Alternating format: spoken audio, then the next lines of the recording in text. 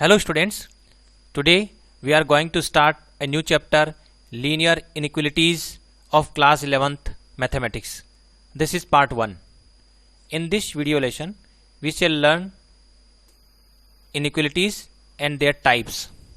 आज की इस वीडियो में हम inequalities के बारे में पढ़ेंगे और different types of inequalities क्या होती है ये भी हम आज सीखने वाले हैं। सबसे पहले हम जान लेते हैं कि लीनियर जो इनइक्वलिटीज है उनको पढ़ने की आवश्यकता हमें क्यों पड़ती है। In earlier classes we have studied equations in one variable and two variables and also solved some statement problems by translating them in the form of equations. Previous class में आपने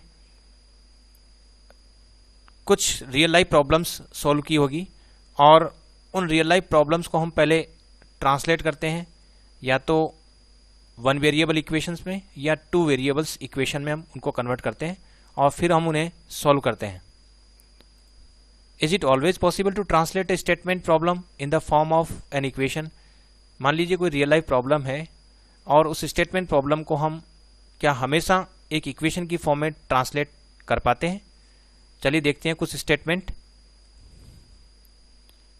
the height of all the students in your class is less then 160 centimetre. मान लीजिए कि आपकी class के जो सभी students हैं उनकी हाइट 160 सेंटीमीटर से कम है। इस स्टेटमेंट को हमें ट्रांसलेट करना है in the form of in the mathematical form. तो हम ये कैसे करेंगे? Let height of a student be x centimetre. मान लीजिए हम एक स्टूडेंट पर्टिकुलर स्टूडेंट की जो हाइट है वो x सेंटीमीटर अज्यूम कर लेते हैं, तो उसकी डेफिनेटली जो x है वो 160 सेंटीमीटर से लेस है। तो इस सिचुएशन को हम किस तरह से लिखेंगे? इसको हमें लिखना पड़ेगा x will be less then 160। तो ये एक इक्वेशन की फॉर्म में नहीं है, यहाँ पर ये लेस देन सिंबल आ रहा है। सेकेंड स्टेटमेंट लेते हैं। Your classroom can occupy at most 60 tables. मान लीजिए कि क्लासरूम में अधिकतम 60 टेबल्स आ सकती है और let number of tables in the classroom be x। और यदि मान लीजिए जो टेबल्स की संख्या है उनको हम x से रिप्रेजेंट कर देते हैं, तो जो x की वैल्यू है वो या तो 60 या 60 से कम हो सकती है। तो इसको हम इस तरह से लिखेंगे x इज लेस देन और इक्वल टू 60। तो यहाँ भी आप देख रहे हैं कि ये जो स्टेटमेंट प्रॉब्लम है इसको हम इक्वेशन की फॉर्म में नहीं लिख पा रहे हैं, यहाँ पर ये सिंबल आ रहे हैं लेस देन और इक्वल टू। इसी तरह से यहाँ देखिए minimum pass mark is 33, let obtain marks be x। मान लीजिए किसी स्टूडेंट ने जो मार्क्स ऑब्टेन किए वो x है, तो चूंकि मिनिमम पास मार्क्स 33 है और यदि मैं कहूँ कि वो जो स्टूडेंट के मार्क्स है वो कितने होने चाहिए ताकि वो पास हो जाए, तो हमें लिखना पड़ेगा कि x must be greater than 33 और इक्वल टू 33। तो यहाँ फिर आप देख रहे हैं कि यहाँ पर भी जो सिंबल आ रहे हैं वो लेस ग्रेटर देन और इक्वल टू का आ रहा है, तो ये भी इक्वेशन की फॉर्म में रिप्रेजेंट नहीं हो रही है। तो ये जो यहाँ रिप्रेजेंटेशन आप देख रहे हैं जिसमें लेस देन या ग्रेटर देन का साइन आ रहा है और इक्वल टू का साइन भी आ रहा है, जैसे यहाँ लेस देन और इक्वल टू और यहाँ पर आप देख रहे हैं ग्रेटर देन और इक्वल टू। तो इन सिंबल के साथ जो मैथमेटिकल स्टेटमेंट यहाँ लिखा गया है उनको हम बोलते हैं इनइक्वलिटीज। और देखिए कुछ और स्टेटमेंट देखते हैं। Ravi goes to market with ₹500 to buy rice which is available in packets of 1 kilogram. Ravi जो है 500 रुपये लेकर मार्केट जा रहा है और वो मार्केट राइस खरीदने के लिए जाता है और राइस जो है वो 1 किलोग्राम के पैकेट्स में ही अवेलेबल है, यानी वो ½ किलोग्राम या 250 ग्राम जो है राइस नहीं ले सकता, हमेशा उसे पैकेट्स की फॉर्म में ही राइस खरीदने पड़ेंगे और एक पैकेट का जो कॉस्ट है वो है ₹30। Let x denotes the number of packets of rice which he buys. मान लीजिए वो जो नंबर ऑफ पैकेट्स परचेज करता है उनकी संख्या x है, तो एक पैकेट की जो कॉस्ट है वो ₹30 है, तो डेफिनेटली उसने कितनी अमाउंट खर्च करी 30x। अब उसके पास जो अमाउंट थी वो थी 500, तो definitely 30x will be less than 500 और it may be equal to 500। जो भी अमाउंट उसने खर्च करी, amount spend by him must be less than और इक्वल टू अमाउंट ही हैज। तो उसके पास 500 रुपये थे, तो ये 30x जो है वो 500 से कम या 500 के इक्वल हो सकते हैं। तो यहाँ आप फिर देख रहे हैं कि ये जो प्रॉब्लम है उसको हम यदि मैथमेटिकल स्टेटमेंट के रूप में लिखना चाहते हैं तो यहाँ भी ये इक्वेशन की फॉर्म में नहीं आ रहा है, यहाँ भी लेस देन और इक्वल टू का साइन आ रहा है, तो इसे भी हम क्या कहेंगे, this is also an inequality, ये भी एक इनइक्वलिटी है। फिर से एक स्टेटमेंट देखिए, Reshma has ₹120 and wants to buy some registers and pens. The cost of one register is ₹40 and that of a pen is ₹20। एक रजिस्टर की कॉस्ट 40 है और एक पेन की कॉस्ट 20 रुपीज़ है। रेशमा के पास कुल 120 रुपीज़ है और वो रजिस्टर और पेन खरीदना चाहती है। मान लीजिए कि उसने जो रजिस्टर्स परचेज किए उनकी संख्या x है और उसने जो पेन परचेज किए उनकी संख्या y है। तो इसको यदि हम स्टेटमेंट फॉर्म में लिखें तो किस तरह से लिखेंगे, क्योंकि एक रजिस्टर की जो कॉस्ट है वो 40 रुपीज़ है और उसने x रजिस्टर परचेज किए, तो एक तरह से रजिस्टर परचेज करने में उसने 40x रुपीज़ स्पेंड किए। इसी तरह से y जो है वो नंबर ऑफ पेन्स उसने परचेज किए हैं और एक पेन की कॉस्ट 20 है, तो 20y जो रुपए है उसने पेन परचेज करने में खर्च किए। तो total amount spent by Reshma will be equal to 40x plus 20y. Since she has only ₹120, so the amount spent by her must be less than or equal to 120। यहाँ फिर से देख रहे हैं कि ये x और y दो वेरिएबल में एक इनइक्वलिटी है। ये इक्वेशन नहीं है क्योंकि यहाँ पर लेस देन का साइन आ रहा है, तो ये भी एक इनइक्वलिटी है और this inequality is actually an inequality in two variables. इसको बोलें इनइक्वलिटी इन टू वेरिएबल्स। ये दो वेरिएबल में एक इनइक्वलिटी है। तो ये जो एग्जांपल्स है ये शो करते हैं कि रियल लाइफ प्रॉब्लम्स को रिप्रेजेंट करने के लिए हमें इक्वेशन के साथ साथ इनइक्वेशंस या इनइक्वलिटीज को सीखना भी आवश्यक होता है। अब हम लीनियर इनइक्वलिटी की जो इनइक्वलिटी है उसकी फॉर्मल डेफिनेशन देख लेते हैं। टू रियल नंबर्स और two algebraic expressions related by the symbol less than, greater than, less than और इक्वल टू और ग्रेटर देन और equal to form an inequality. मान लीजिए दो रियल नंबर है और वो इन सिंबल्स के थ्रू एक दूसरे से इंटरकनेक्टेड या रिलेटेड हैं, या दो एल्जेब्रिक एक्सप्रेशन है और इन सिंबल्स के थ्रू वो रिलेटेड हैं, तो उसे हम इनइक्वलिटी कहेंगे। जैसे मान लीजिए मैं लिखूं, दो रियल नंबर लिख देता हूं, सपोज 25 और 50, और मैं इस तरह से लिख सकता हूं कि 25 इज लेस देन 50, और मैं इस तरह से भी लिख सकता हूं कि सपोज 40 इज ग्रेटर देन और इक्वल टू 15। तो यहाँ आप देख रहे हैं ये जो है यहाँ दो रियल नंबर है और they are related with the symbol less than और लेस देन, ग्रेटर देन और इक्वल टू। तो ये क्या हो गया, ये इनइक्वलिटी का एग्जाम्पल हो गया। ये भी इनइक्वलिटी का एक एग्जाम्पल है। इसी प्रकार यदि मैं लिखता हूँ 2x प्लस 3y, ये कोई एल्जेब्रिक एक्सप्रेशन है और यहाँ मैं लिख देता हूँ 5, ये कांस्टेंट एक्सप्रेशन है। तो ये दोनों सपोज इससे रिलेटेड है, इस तरह से रिलेटेड कर दिया, तो ये भी एक एग्जाम्पल हो गया इनइक्वलिटी का। इसी तरह से मान लीजिए मैं लिखता हूँ 4x is less then 3y plus 10। तो यहाँ आप देख रहे हैं यह भी एल्जेब्रिक एक्सप्रेशन है, ये भी एल्जेब्रिक एक्सप्रेशन है और both are related with less than symbol, so this is also an inequality.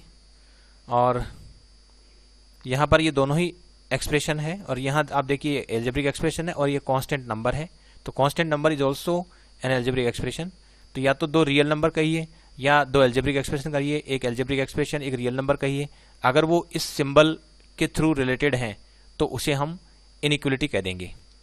और यदि हम सिंपल वर्ड्स में बात करें तो जहाँ भी ये सिंबल आपको दिखाई देते हैं, less than, greater than, less than और इक्वल टू या ग्रेटर देन इक्वल टू, ये सिंबल आप जहाँ भी देखें वहाँ समझ लीजिए कि वो एक लीनियर वहाँ वो एक इनइक्वलिटी है। अब वो लीनियर इनइक्वलिटी है या अलग तरह की इनइक्वलिटी है, वो अब हम डिफरेंट टाइप्स ऑफ इनइक्वलिटीज में सीखेंगे। Types of inequalities, numerical inequalities.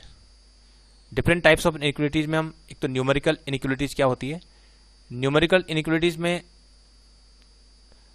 केवल नंबर होंगे, जैसे 3 इज लेस देन 5, या मैं कहूँ कि 20 इज ग्रेटर देन 15, या मैं कहूँ कि सपोज 7 इज लेस देन और इक्वल टू 10। तो यहाँ आप देख रहे हैं केवल नंबर ही इन सिंबल्स के थ्रू रिलेटेड है, तो उसे हम बोलेंगे न्यूमेरिकल इनइक्वलिटीज। यहाँ कोई भी वेरिएबल इन्वॉल्व नहीं होता है। लिटरल इनइक्वलिटीज, लिटरल इनइक्वलिटीज में वेरिएबल भी होगा, या यूँ कहूँ कि लिटरल नंबर होगा, जिसे हम जैसे XYZ ABC इस तरह के, जैसे मान लो मैं कहूँ कि एज लेस देन और इक्वल टू 7, तो ये क्या हो गया, एक लिटरल इनइक्वलिटी हो गई। इसी तरह से मैं लिखता हूँ x plus y is greater than equal to 7, तो ये भी क्या हो गई, एक लिटरल इनइक्वलिटी हो गई। इसमें x और y दो वेरिएबल है और दो लिटरल नंबर है, तो इसे बोलेंगे लिटरल इनइक्वलिटी। और एग्जांपल दे सकते हैं, जैसे 2x minus 3y plus 4z is greater then 11। यहाँ पर आप देख रहे हैं 3 लिटरल नंबर है XYZ, या यूँ कहें कि 3 वेरिएबल है XYZ, और इसमें ये एक इनइक्वलिटी है, तो लिटरल इनइक्वलिटी। डबल इनइक्वलिटीज, नाम से स्पष्ट है कि इसमें जो सिंबल आएंगे लेस देन या ग्रेटर देन, ये 2 बार रिपीट होंगे। जैसे मान लो मैं लिखता हूँ कि 3 is less then x is less than 7, तो यहाँ पर ये लेस देन का सिंबल 2 बार अपीयर हो रहा है, तो इस तरह की इनइक्वलिटी को हम बोलेंगे डबल इनइक्वलिटीज। इसको हम इस तरह से पढ़ेंगे कि 3 is less then x is less than 7, या इसको इस तरह से भी पढ़ेंगे कि x is greater then 3 and x is less than 7, और इसका मतलब ये होता है कि x is lying in between 3 and 7, क्योंकि x 3 से ग्रेटर है और 7 से लेस है। इसका मतलब ये भी हो गया कि x is lying in between 3 and 7, 3 और 7 के बीच में। लेस देन 2 बार लिखते ही इसका मतलब हो गया कि x जो है वो 3 और 7 के बीच में लाई करता है।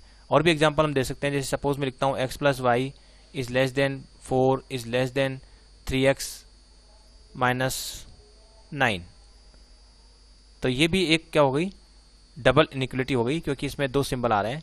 और जरूरी नहीं कि लेस देन का सिंबल ही हो, इसमें ग्रेटर देन का सिंबल भी हो सकता है, बस वो सिंबल 2 बार रिपीट होना चाहिए, तो वो डबल इनइक्वलिटी कहलाएगी। जैसे मैं और एग्जांपल देता हूँ, 3a minus b is greater than 4 is greater then b plus 4a, और यहाँ सपोज मैं इक्वल टू सिंबल लगा देता हूँ, तो 3a minus B is greater than 4 is greater than और equal to b plus 4a। तो इस तरह से ये भी क्या हो गई, एक डबल इनइक्वलिटी है। तो ये डिफरेंट एग्जांपल्स हो गए डबल इनइक्वलिटी के।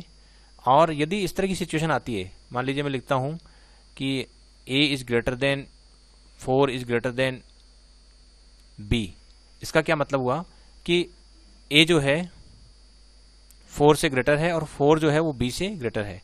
एक और एग्जांपल लेते हैं, मान लीजिए मैं लिखता हूँ कि a, यहाँ लिख दिया मैंने 5 और यहाँ लिख दिया मैंने 7। इसका क्या मतलब हुआ कि 5 is greater then a is greater then 7, it means a is less then 5 and a is greater then 7। तो ये संभव है? This is not possible. क्यों? क्योंकि यहाँ a को लेस देन 5 भी होना है एंड a जो है साथ के साथ ही ग्रेटर देन 7 भी होना है, जो एक साथ नहीं हो सकता। यदि 5 से लेस होगा कोई नंबर तो वो 7 से ग्रेटर नहीं हो सकता, तो दिस इज नॉट पॉसिबल। तो इस तरह की सिचुएशन भी आ सकती है। अगर मैं इसको ऐसे लिखूं, अब चेक करते हैं कि a जो है वो 7 से लेस होना चाहिए और a जो है वो 5 से ग्रेटर होना चाहिए, तो इसका मतलब हुआ कि a is lying in between 5 and 7। तो इसको इससे कंपेयर करें तो हम देखेंगे कि यदि हमें ग्रेटर देन के सिंबल के साथ लिखना है तो हम इस तरह से लिखेंगे कि जो लार्जर नंबर है वो लेफ्ट में और जो स्मॉलर नंबर है वो राइट में लिख देंगे। तो हम कहेंगे कि a is lying in between 5 and 7। और यदि हम लेस देन के सिंबल लगाते हैं तो स्मॉलर नंबर लेफ्ट में और लार्जर नंबर हम राइट में लिखेंगे और इसे पढ़ेंगे कि x is lying in between 3 and 7। तो इस तरह से ये हुई double inequality. Strict inequality. Strict inequality में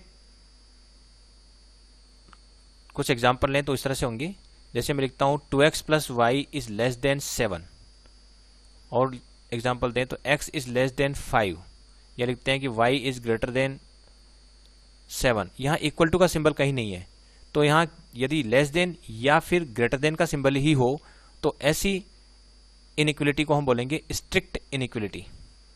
स्लैक इनइक्वलिटी में क्या होगा कि जो लेस देन या ग्रेटर देन का सिंबल है उसके साथ इक्वल टू का सिंबल भी आएगा। जैसे मान लीजिए ये 2x plus y is less than 7 था, उसमें यदि इक्वल टू का सिंबल भी लगा देता हूं तो फिर ये स्लैक इनइक्वलिटी कहलाएगी। 2x प्लस वाई की वैल्यू 7 भी हो सकती है और 7 से लेस भी हो सकती है, तो 2x plus y is less than और इक्वल टू 7, तो ये क्या हो गई, स्लैक इनइक्वलिटी हो गई। और एग्जांपल ने सपोज लिखता हूं कि x इज ग्रेटर देन और इक्वल टू 11, तो ये भी एक स्लैक इनइक्वलिटी है क्योंकि यहाँ पर इक्वल टू का साइन भी है, तो ये कहलाएगी स्लैक इनइक्वलिटी। तो यदि हम इनइक्वलिटीज को क्लासीफाई करें in terms of strict and slack inequality तो इस तरह से कर सकते हैं कि स्ट्रिक्ट इनइक्वलिटी में केवल और केवल लेस देन या ग्रेटर देन का सिंबल होगा, और स्लैक इनइक्वलिटी में लेस देन और इक्वल टू या ग्रेटर देन और इक्वल टू का सिंबल होगा। और इसी तरह से इनइक्वलिटीज को हम लीनियर एंड क्वाड्रेटिक इनइक्वलिटीज में भी क्लासीफाई कर सकते हैं। लीनियर इनइक्वलिटीज में जो वेरिएबल होगा उनकी पावर 1 होगी। जैसे मैं लिखूं कि x is less than equal to 5, तो यहाँ पर जो वेरिएबल है x उसकी पावर कितनी है, 1 है, तो इसको बोलेंगे लीनियर इनइक्वलिटीज। अब तक हमने जितने भी एग्जांपल दिए थे वो सब लीनियर इनइक्वलिटीज के एग्जांपल थे, क्योंकि जो भी वेरिएबल हमने लिया था उसकी पावर 1 थी। इसी तरह से मान लीजिए मैं और एग्जांपल देता हूँ, मैं लिखता हूँ कि 3y इज ग्रेटर देन 7, तो ये एक स्ट्रिक्ट इनइक्वलिटी है, लेकिन ये लीनियर इनइक्वलिटी भी है क्योंकि y की पावर यहाँ पर 1 है, जो वेरिएबल है उसकी पावर कितनी, 1 है। तो इस तरह की जो इनइक्वलिटीज है जिसमें वेरिएबल जो इन्वॉल्व हो रहा है, जैसे मैं लिखूं x plus y is less than और इक्वल टू 10, तो एक स्लैक इनइक्वलिटी हुई, लेकिन चूंकि इसमें वेरिएबल x और y दोनों की पावर 1 है तो इसे हम लीनियर इनइक्वलिटी भी कहेंगे। क्वाड्रेटिक इनइक्वलिटी में जो वेरिएबल है उसकी पावर जो है वो 2 होनी चाहिए। जैसे मान लीजिए मैं लिखता हूँ x square is greater than और इक्वल टू 25, तो यहाँ आप देख रहे हैं कि जो वेरिएबल इन्वॉल्व है उसकी पावर कितनी है, 2 है। इसी तरह से मैं लिख सकता हूँ x square minus 7x plus 9 is less than equal to 0, तो ये भी एक क्वाड्रेटिक इनइक्वलिटी है। अब यहाँ पर जो क्वाड्रेटिक इनइक्वलिटी आप देख रहे हैं इसमें जो वेरिएबल इन्वॉल्व हो रहा है वो एक ही वेरिएबल दिख रहा है यहाँ पर, तो इसे बोलेंगे क्वाड्रेटिक इनइक्वलिटी इन 1 वेरिएबल, क्योंकि इसमें एक ही वेरिएबल इन्वॉल्व है। लीनियर इनइक्वलिटीज इन 1 वेरिएबल और लीनियर इनइक्वलिटीज इन 2 वेरिएबल, इसी तरह से quadratic inequality in 1 variable and quadratic inequality in 2 variable भी हम डिफाइन कर सकते हैं। वो यहीं से भी पता लग रहा है कि क्वाड्रेटिक इनइक्वलिटी में जितने वेरिएबल इन्वॉल्व होते हैं उसी हिसाब से हम कहेंगे कि वो 2 वेरिएबल में है या 1 वेरिएबल में है। जैसे यहाँ पर एक सिंगल वेरिएबल दिखाई दे रहा है तो ये क्वाड्रेटिक इनइक्वलिटी इन 1 वेरिएबल कहलाएगी, और यहाँ आप देख रहे हैं जैसे ये वाले जो इनइक्वलिटी इसमें एक ही वेरिएबल है तो ये लीनियर इनइक्वलिटी इन 1 वेरिएबल, ये भी लीनियर इनइक्वलिटी इन 1 वेरिएबल, और यहाँ आप 2 वेरिएबल देख रहे हैं तो ये लीनियर इनइक्वलिटी इन 2 वेरिएबल है। तो इसके बेसिस पर हम ये डिफाइन कर सकते हैं कि लीनियर इनइक्वलिटीज इन 1 वेरिएबल का मतलब क्या हुआ। जैसे एक ही वेरिएबल है x और उसको लिख दिया मैंने suppose 3x is less than equal to 11, तो ये क्या हो गई, 1 वेरिएबल में एक लीनियर इनइक्वलिटी हुई, क्योंकि जो वेरिएबल इन्वॉल्व उसकी पावर भी 1 है और वेरिएबल एक ही है। इसी तरह सपोज मैं लिखता हूँ 5y इज ग्रेटर देन 25, तो यहाँ पर भी एक ही वेरिएबल y इन्वॉल्व है, तो ये हो गया लीनियर इनइक्वलिटी इन 1 वेरिएबल। लीनियर इसलिए क्योंकि पावर 1 है वेरिएबल की और एक ही वेरिएबल इन्वॉल्व है इसलिए 1 वेरिएबल। और अगर 2 वेरिएबल में हमें इक्वेशन लिखनी है तो हम इस तरह से लिख सकते हैं कि x plus 2y is less then 5, और इन जनरल यदि लिखे तो इस तरह से लिख सकते हैं ax plus by plus c is less then 0, ऐसा भी लिखा जा सकता है। इसमें जो वेरिएबल आप देख रहे हैं x एंड y दोनों की पावर 1 है, तो ये लीनियर इनइक्वलिटी हुई, और चूंकि 2 वेरिएबल है इसलिए इसको बोलेंगे लीनियर इनइक्वलिटीज इन 2 वेरिएबल्स। इसी तरह से क्वाड्रेटिक इनइक्वलिटीज भी हम 1 वेरिएबल और 2 वेरिएबल में डिफाइन कर सकते हैं। जैसे मान लीजिए एक ही वेरिएबल इन्वॉल्व है, जैसे ax square plus bx plus c, और लिख देता हूँ ग्रेटर देन 0, तो यहाँ पर एक ही वेरिएबल है x, तो इसे हम बोलेंगे कि ये क्वाड्रेटिक इनइक्वलिटी है।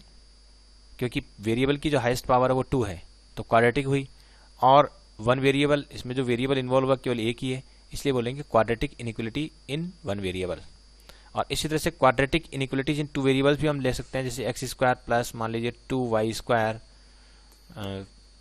Plus x y is less than और इक्वल टू 0। तो यहाँ जो वेरिएबल इन्वॉल्व है उनकी संख्या 2 है, एक्स और वाई 2 वेरिएबल इन्वॉल्व है, तो ये इनइक्वलिटीज इन टू वेरिएबल। और जो वेरिएबल इन्वॉल्व है उसकी हाईएस्ट पावर यहाँ पर आप देख रहे हैं 2 है, तो ये क्वाड्रेटिक इनइक्वलिटीज इन टू वेरिएबल्स। अब क्वाड्रेटिक के अलावा क्यूबिक, बाई क्वाड्रेटिक ऐसे भी इनइक्वलिटीज हो सकती है। तो यहाँ पर हमने जो एक तरह से देखा जाए तो इनइक्वलिटीज जो पढ़ रहे हैं वो लीनियर और क्वाड्रेटिक दो ही फॉर्मेट में हमने डिफाइन करी है, क्लासीफाई करी है, और इसके आगे भी क्लासिफिकेशन हो सकता है। इनइक्वलिटीज को हम cubic inequality, by quadratic inequality, inequalities of n degree भी हो सकती है इन जनरल, लेकिन नॉर्मली क्वाड्रेटिक इनइक्वलिटीज और लीनियर इनइक्वलिटीज की स्टडी हम करते हैं। इस चैप्टर में हम linear inequalities in one variable and linear inequalities in two variables की स्टडी करेंगे, और उनका एल्जेब्रिक और ग्राफिकल सॉल्यूशन हम सीखेंगे, जो हम नेक्स्ट वीडियो से शुरू करेंगे। तो आज के इस वीडियो में आपने जो इनइक्वलिटीज की फॉर्मल डेफिनेशन और डिफरेंट टाइप्स ऑफ इनइक्वलिटीज के बारे में सीखा। Thanks for watching this video.